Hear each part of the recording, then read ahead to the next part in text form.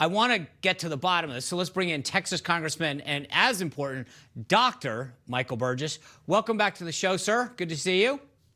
Thanks for having me on, Sean. Now, look, I talked to the president. He is fired up. He sounds ready to go, but I have zero medical training. You have a ton. His doctor, according to him, clears him to re-engage with the public. The question is, he also said, though, that he hasn't taken a test.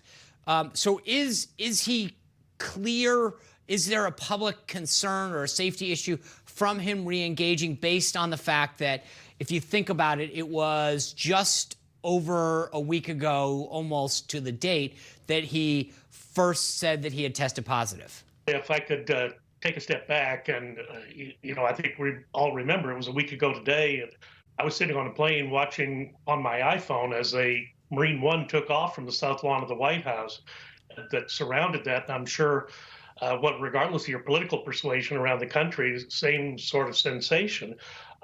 Aren't we all glad? Now, a week later, the president appears to have emerged from this and is back to full functioning, back to full form. I would leave the decisions about the potential for infectivity or non-infectivity. Obviously, that's up to his doctor. He's got a competent physician, a Navy physician who is overseeing his care, and probably best if the president's care is not overseen by doctors thousands of miles away on a television screen. Fair enough. But I want to show you, we had his former doctor and your fellow Texan, Ronnie Jackson, on the show a little while ago. Let me play you what he said about what the president, how we should go forward on this.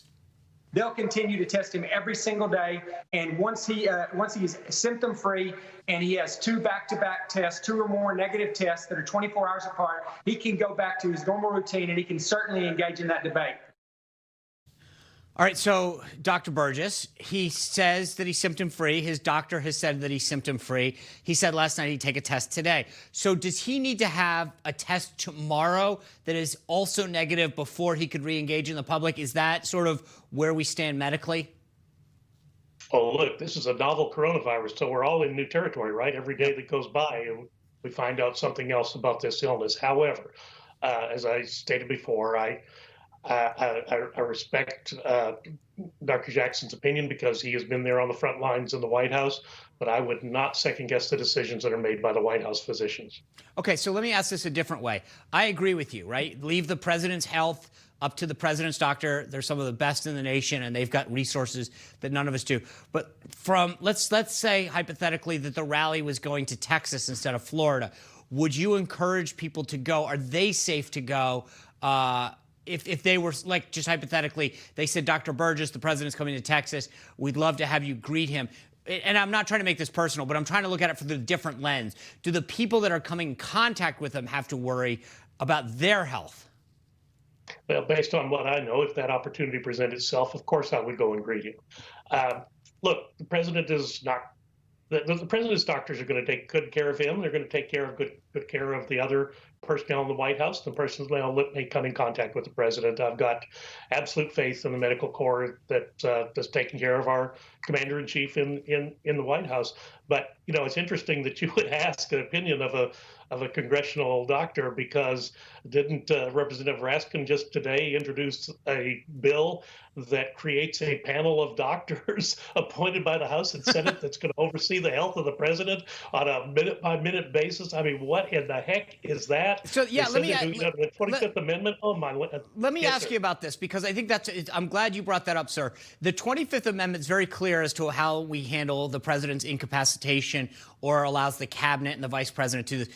What Pelosi has instituted today allows the congressional leadership to be part of that decision making. Regardless of what you think of the president of the United States, the bottom line is the Senate is controlled by Republicans. The president is a Republican. He's not going to sign a bill that goes against him. Do you think that this is just a political stunt, or do you think that the Democrats see something in the polling that really concerns them? Because Pelosi knows it's not going anywhere. She's a smart political woman, and I think this was done purely for political reasons. Oh, I think you're absolutely clairvoyant. But here's the thing. In the next debate, I hope someone will ask Vice President Biden, this seems like a good idea, Mr. Vice President. Will you sign this bill when it comes to your desk on January 21st? Well, because if he were president, there is no one who should fear this law more than Joe Biden. Yeah.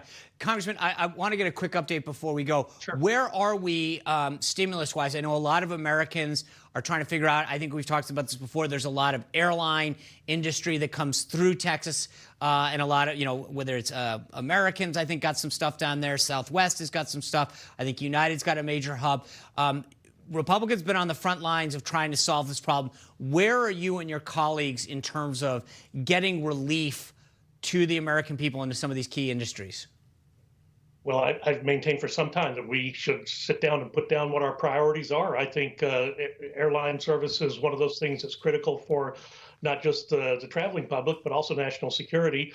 Sure, I got a ton of airline employees and airport employees in the district that I represent, and they are under a considerable amount of stress right now. And then here's the other crazy thing: the recent literature just came out. 44 people have been infected as a result, presumed infected as a result of coronavirus as a result of air travel. Over half of those occurred in the month of March. So we're talking about 24 infections, and we have absolutely decimated what was really the pride of one of our national transportation fleet, the airline industry. Do your Democratic colleagues get this? I know Pelosi's playing political games, but do your Democratic colleagues, are they trying to work with you to find a solution here? No, because there is a discharge petition on the floor of the House, and they could have signed that before they went home. They should have signed that before they went home. Now, a discharge petition is said to be a tool of the minority, but after all, it's a way to deliver for the American people. So Steve Chabot had a bill, give a little more flexibility to the PPP program. The Senate has a standalone bill on the what's called the PSP, which would provide the support for the airline industry.